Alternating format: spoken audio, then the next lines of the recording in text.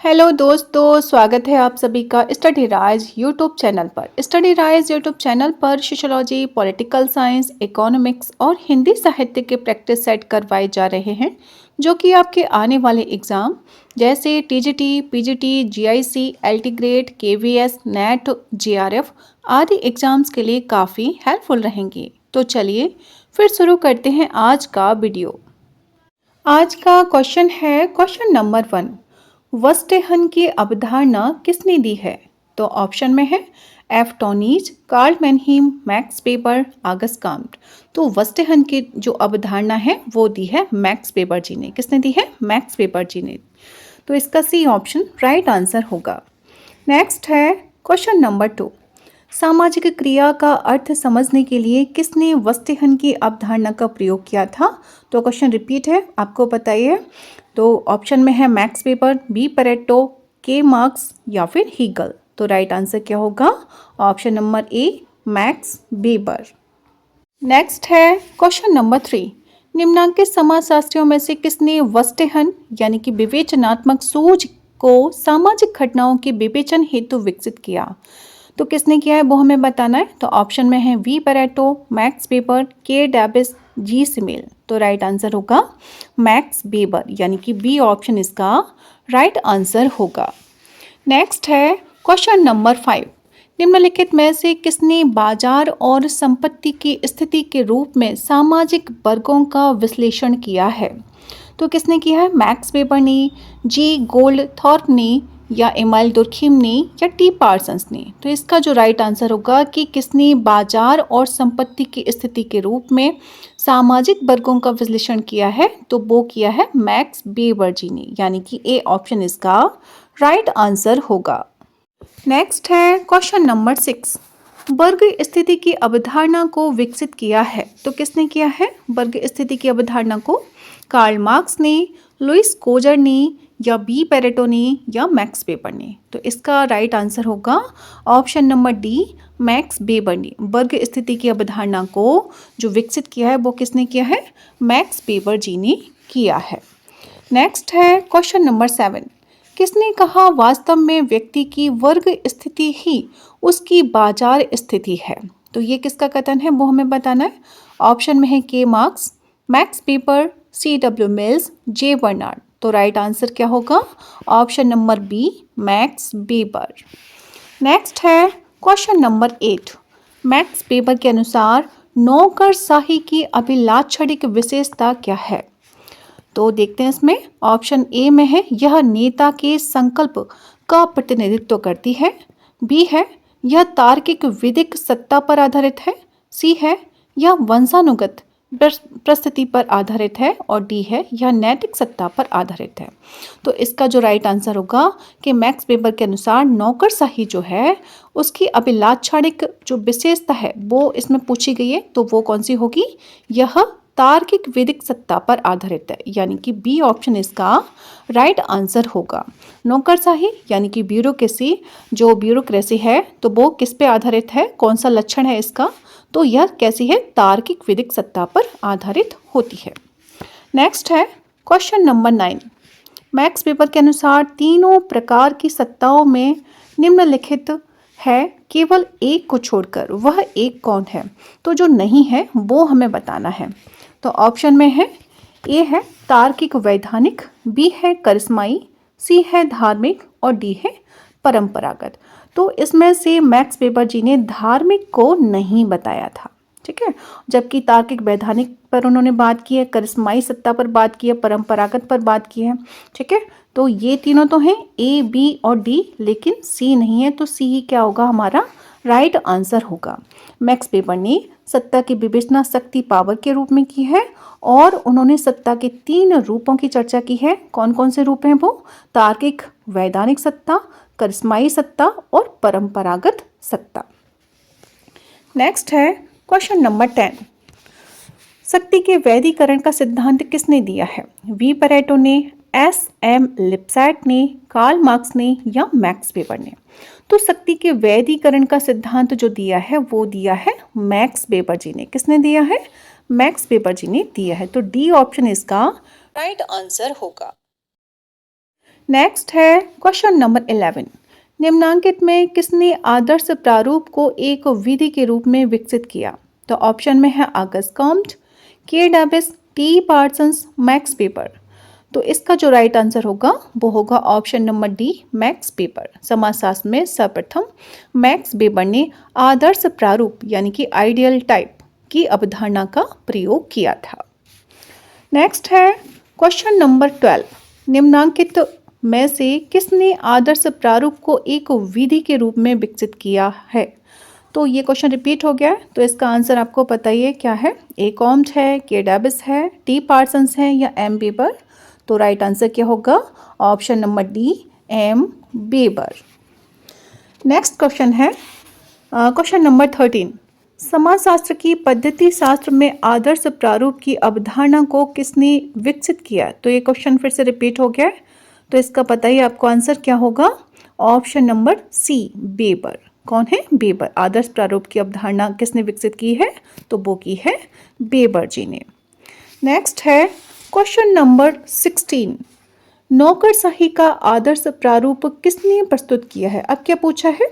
नौकरशाही का आदर्श प्रारूप। तो ऑप्शन में है Max Weber, Talcott Parsons, Emile Durkheim, Karl Marx. अब देखो इसमें नौकरशाही वर्ड आ गया और नौकरशाही का आदर्श प्रारूप पूछ लिया है, तो ऐसा नहीं है कि इसका आंसर कोई और होगा। कौन है इसका आंसर? मैक्स वेबर जी हैं। ठीक है, यहाँ पे भी हमें क्या सही करना है? मैक्स वेबर को सही करना। नौकरशाही का आदर्श प्रारूप किसने प्रस्तुत किया? तो वो किया है मैक्स वेबर जी ने। नेक्स्ट है क्वेश्चन नंबर 17। मैक्स वेबर ने सामाजिक क्रिया के कितने प्रकारों का उल्लेख किया है? तो ऑप्शन में है 4, 6, 8, 10। तो मैक्स वेबर ने सामाजिक क्रिया के प्रकार कितने बताए हैं? उन्होंने बताए हैं 4 प्रकार। कितने बताए हैं? 4 प्रकारों का उल्लेख किया है। ये क्वेश्चन बहुत पूछा जाता है। इसमें प्रकार जो वैसे भी पूछ ले जाते हैं, संख्या भी पूछ ली जाती है। तो इसका जो राइट आंसर होगा वो होगा ऑप्शन नंबर ए, यानी कि 4। अच्छा, इसमें बात करते हैं कि जो वेबर जी ने जो सामाजिक प्रक्रिया के जो 4 प्रकार बताए हैं वो कौन कौन से हैं। तो इसमें आप लोग लर्न कर लीजिएगा। एक है बौद्धिक तार्किक सामाजिक क्रिया। कौन सी है? बौद्धिक तार्किक सामाजिक क्रिया। दूसरी है मूल्यात्मक सामाजिक क्रिया। क्या है? मूल्यात्मक सामाजिक क्रिया। तीसरी है भावनात्मक सामाजिक क्रिया और चौथी है परंपरागत सामाजिक क्रिया। ठीक है, तो ये चारों ही आप लोग लर्न कर लीजिएगा। ये भी पूछ ली जाती हैं कि इनमें से कौन सी नहीं है या फिर इनमें से कौन सी हैं। ठीक है, इस तरह के कई सारे ऑप्शन इसमें बन जाते हैं। तो नेक्स्ट है क्वेश्चन नंबर 18। सामाजिक क्रिया के वेबेरियन वर्गीकरण का सही क्रम क्या है? अब इसमें क्या पूछा है कि जो सामाजिक क्रिया है उसका वेबेरियन वर्गीकरण का सही क्रम पूछ लिया है कि कौन सी पहले है, कौन सी दूसरे नंबर पे, कौन सी तीसरे नंबर पे। तो देखो इसमें फर्स्ट दिया है परंपरागत क्रिया, तार्किक क्रिया, मूल्यांकनात्मक क्रिया, प्रभावात्मक क्रिया। तो इसमें देखो सबसे पहले आएगा तार्किक क्रिया। क्या दिया है वेबर जी ने? सबसे पहले तार्किक क्रिया दी हुई है। फिर उसके बाद दी है इसमें से मूल्यांकनात्मक क्रिया। कौन सी क्रिया? मूल्यांकनात्मक क्रिया। दूसरे नंबर पे होगी थर्ड, और तीसरे नंबर पे दी है इन्होंने वेबर जी ने, कौन सी दी है? प्रभावात्मक क्रिया। कौन सी है? प्रभावात्मक क्रिया। और फोर्थ नंबर पे दी है परंपरागत क्रिया। तो आप लोग इसमें मिला लीजिए कौन सा होगा। पहले पे आएगा सेकंड, फिर थर्ड, फिर फोर्थ, फिर 1। तो डी ऑप्शन इसका राइट आंसर होगा। नेक्स्ट है क्वेश्चन नंबर 19। मैक्स वेबर के अनुसार निम्नांकित में से कौन सा सामाजिक क्रिया का प्रकार नहीं है? तो जो नहीं है वो हमें बताना है। ठीक है, सामाजिक क्रिया का जो प्रकार नहीं है वो हमें बताना है। तो देखो इसमें ऑप्शन में ए है अंतःक्रिया, तार्किक क्रिया, भावनात्मक क्रिया, परंपरात्मक क्रिया। तो इसमें से देखो तार्किक क्रिया है, भावनात्मक क्रिया भी है, परंपरात्मक क्रिया भी है, लेकिन अंतः क्रिया नहीं है। तो यही क्या होगा? हमारा राइट आंसर होगा। तो ए ऑप्शन इसका राइट आंसर होगा। नेक्स्ट है क्वेश्चन नंबर 20। मैक्स वेबर ने समाज विज्ञान और प्राकृतिक विज्ञान में विभेद का आधार दिया है। क्या आधार दिया है? ऑप्शन में देखो सामाजिक क्रिया का वस्तुपरक मापन, सामाजिक क्रिया की गणितीय अभिव्यक्ति, सामाजिक क्रिया का मशीन द्वारा प्रक्रम, और डी है सामाजिक क्रिया की वस्तुपरक समझ। तो राइट आंसर क्या होगा कि मैक्स वेबर ने समाज विज्ञान और प्राकृतिक विज्ञान में विभेद का आधार जो बताया है वो दिया है सामाजिक क्रिया की वस्तुपरक समझ। कैसी है समझ? वस्तुपरक समझ है। तो डी ऑप्शन इसका राइट आंसर होगा। कैसी समझ इसमें बताई गई? Subjective understanding of social action के आधार पर इसमें मैक्स वेबर जी ने विभेद किया है। तो डी ऑप्शन राइट आंसर होगा। नेक्स्ट है क्वेश्चन नंबर 21। किस विचारक ने धर्म का संबंध पूंजीवादी व्यवस्था के उद्भव से जोड़ा है? तो किसने जोड़ा है? वेबर ने, मार्क्स ने, स्पेंसर ने, दुर्खीम ने।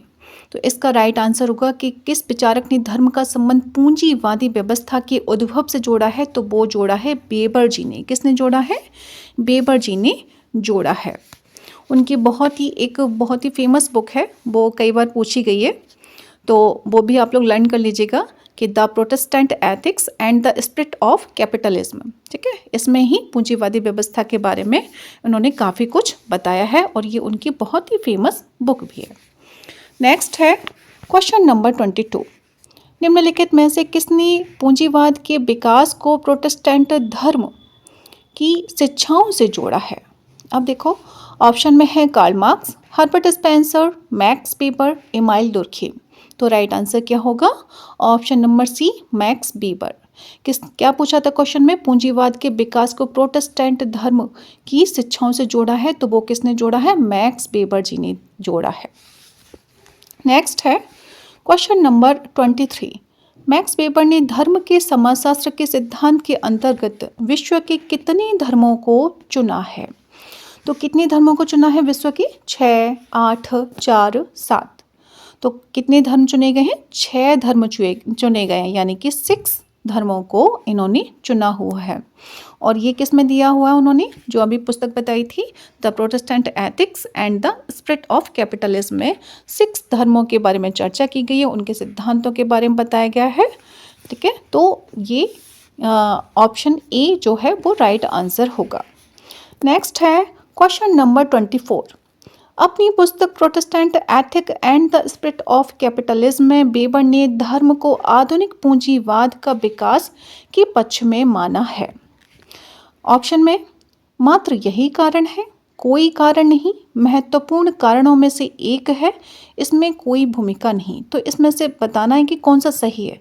तो देखो, केवल इसमें जो है सी ऑप्शन जो है महत्वपूर्ण कारणों में से एक है, तो सी ऑप्शन इसका क्या होगा? राइट आंसर होगा। क्या बताया था? जो वेबर जी हैं उन्होंने बताया अपनी पुस्तक में Protestant ethic and the spirit of capitalism में आधुनिक पूंजीवाद के विकास के पक्ष को माना, उसमें से क्या है? ये एक महत्वपूर्ण कारणों में से एक है। नेक्स्ट है क्वेश्चन नंबर 25। निम्नांकित में किसने तार्किकता की 4 प्रकार की विशेषताएं व्यक्त की हैं? आगस्ट काम्प ने, मैक्स वेबर ने, के डबिस ने या एमाइल दुर्खीम ने। तो ये आपको बताइए किसने विकसित की हैं 4 प्रकार की विशेषताएं? तो इसमें है राइट आंसर होगा इसका ऑप्शन नंबर बी, यानी कि मैक्स वेबर जी ने व्यक्त की हैं। नेक्स्ट है क्वेश्चन नंबर 26। किसने कहा है कि लौकिकीकरण को समाज के विवेकीकरण के एक माप के रूप में प्रयोग किया जा रहा है? तो ये जो कथन है वो किसने कहा, ये हमें बताना है। तो ऑप्शन में है Max Weber, M N. Srinivas, A R. Desai, I P. Desai. तो ये जो कथन है वो है मैक्स वेबर जी का। किसका है? मैक्स वेबर जी का। अभी ये सारे क्वेश्चन आपको इजी लग रहे हैं, क्यों? क्योंकि ये मैक्स वेबर टॉपिक से लिए गए हैं, है ना। और यही जब क्वेश्चन पेपर में आते हैं तो बहुत ही कंफ्यूज हो जाते हैं, तो इसलिए ये जो कोटेशन है, ये जो डेफिनेशन है वो अच्छे से तैयार कर लीजिएगा, ये बहुत पूछी जाती हैं। तो इसका जो राइट आंसर होगा वो होगा option number A, max Weber. क्या पूछा था इसमें? लौकिकीकरण को समाज के विवेकीकरण के एक माप के रूप में प्रयोग किया जा रहा है, तो ये किसने कहा था? किसने क्या कहा था? मैक्स वेबर जी ने कहा था। नेक्स्ट है क्वेश्चन नंबर 27। मैक्स वेबर द्वारा अपने विचारों को अभिव्यक्त करने का माध्यम था, तो क्या माध्यम था? सकारात्मक दर्शन शास्त्र, अर्थशास्त्र एवं समाज, मनुष्य बनाम राज्य या समाज शास्त्र के सिद्धांत। तो मैक्स वेबर द्वारा अपने विचारों को अभिव्यक्त करने का जो माध्यम था वो क्या था? अर्थशास्त्र एवं समाज। क्या था? अर्थशास्त्र एवं समाज, यानी कि इकोनॉमी एंड सोसाइटी। उन्होंने इसको माध्यम चुना। तो बी ऑप्शन इसका राइट आंसर होगा। नेक्स्ट है क्वेश्चन नंबर 28। किसके अनुसार अधिकारी तंत्र एक ऐसी प्रशासनिक व्यवस्था है जिसमें सत्ता के सोपान पाए जाते हैं तथा जिसमें प्रशिक्षित वेतनभोगी विशेषज्ञों को असामान्य मूर्त एवं स्पष्ट रूप से परिभाषित नियमों के अनुसार कार्य करना पड़ता है। तो ये किसका कथन है, ये हमें बताना है। तो ऑप्शन है Max weber, MacIver, Robert Merton और कॉपलान। तो राइट आंसर क्या होगा इसमें? Option number A, max Weber. क्या है? Max weber. ये जो डेफिनेशन दी है तो ये किसकी है? मैक्स वेबर जी की है। और किसके बारे में दी है? तो ये नौकरशाही के बारे में, अधिकारी तंत्र के बारे में, ब्यूरोक्रेसी के बारे में ये उन्होंने बताया है। नेक्स्ट है क्वेश्चन नंबर 29। अधिकारी तंत्र से किन मूल्यों का ह्रास होता है? तो ऑप्शन में है आधुनिक मूल्यों का, सामाजिक मूल्यों का, राजनैतिक मूल्यों का या परंपरागत मूल्यों का। तो अधिकारी तंत्र से किन मूल्यों का ह्रास होता है, कमी होती है? तो वो होती है परंपरागत मूल्यों की कमी होती है। किसकी कमी होती है? ऑप्शन नंबर डी, परंपरागत मूल्यों की कमी होती है। तो डी ऑप्शन इसका राइट आंसर होगा। नेक्स्ट है क्वेश्चन नंबर 30। वेबर के विचार के अनुसार ऐतिहासिक प्रगति तथा विकास को एक प्रक्रिया द्वारा व्यक्त कर सकते हैं जिसे उन्होंने कहा। क्या कहा? विवेकीकरण, नौकरशाहीकरण, प्रबोधन या इनमें से कोई नहीं। तो इसका जो राइट आंसर होगा कि वेबर के विचार के अनुसार ऐतिहासिक प्रगति तथा विकास को एक प्रक्रिया के द्वारा व्यक्त कर सकते हैं। तो ये कहा उन्होंने, कैसे? विवेकीकरण के द्वारा व्यक्त कर सकते हैं। कैसे व्यक्त किया जा सकता है? विवेकीकरण के द्वारा व्यक्त किया जा सकता है। तो ए ऑप्शन इसका राइट आंसर होगा। नेक्स्ट है क्वेश्चन नंबर 31। सत्ता की प्रभुता का अर्थ है? क्या है? ऑप्शन में है एक शासक का होना, शासित होने के लिए एक समूह का होना, शास्त्रियों का शासकों के आदेशों की वस्तुगत स्वीकृति या फिर डी उपयुक्त सभी। तो सत्ता की प्रभुता का अर्थ है ये सभी चीज़ें हों तब हम सत्ता पर प्रभुता स्थापित कर सकते हैं। ठीक है, तो इसका डी ऑप्शन राइट आंसर होगा। एक शासक होना चाहिए और शासित होने के लिए एक समूह का होना भी जरूरी है, और शास्त्रियों का शासकों के आदेशों की वस्तुगत स्वीकृति, यानी कि जो शासक आदेश देता है उसे स्वीकार करके उस पर वर्क भी करना चाहिए। तो ये क्या होगा? सत्ता की प्रभुता मानी जाएगी। तो डी ऑप्शन इसका राइट आंसर होगा। नेक्स्ट है क्वेश्चन नंबर 32। सत्ता को वैधानिक, परंपरागत तथा करिश्माई इन 3 श्रेणियों में किसने विभाजित किया है? तो ऑप्शन में है R K. Merton, Max Weber, Emile Durkheim, Parsons. तो सत्ता को वैधानिक, परंपरागत तथा करिश्माई इन तीनों श्रेणियों में विभक्त किया है, वो किया है मैक्स वेबर जी ने। किसने किया है? मैक्स वेबर जी ने। तो बी ऑप्शन इसका राइट आंसर होगा। नेक्स्ट है क्वेश्चन नंबर 33।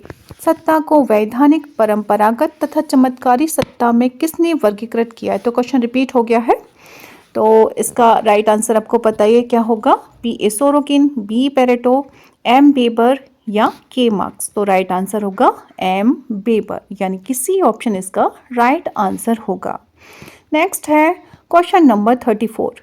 निम्नलिखित में से कौन सा वेबर द्वारा प्रस्तुत सत्ता के प्रकारों में से एक नहीं है? अब क्या पूछा? जो नहीं है वो हमें बताना है। तो देखो ऑप्शन में परंपरागत, तानाशाही, वैधानिक, तार्किक और करिश्माई। तो कौन सा नहीं है इसमें से? तो तानाशाही नहीं है। ठीक है, क्या है? तानाशाही नहीं है, तो यही क्या होगा? राइट आंसर होगा। जबकि परंपरागत है, वैधानिक सत्ता है, करिश्माई सत्ता है, तो ये तीनों तो हैं, लेकिन तानाशाही नहीं है। तो राइट आंसर क्या होगा? Option number B. तो फ्रेंड्स, आज के लिए बस इतना ही। यदि वीडियो पसंद आती है तो आप अपने व्हाट्सएप ग्रुप, फेसबुक ग्रुप आदि पर शेयर अवश्य ही करें, जिससे कि अन्य स्टूडेंट्स की भी हेल्प हो सके। तो मिलते हैं नेक्स्ट वीडियो में, तब तक पढ़ते रहिए और अपने लक्ष्य की तरफ आगे बढ़ते रहिए। Thanks for watching my video.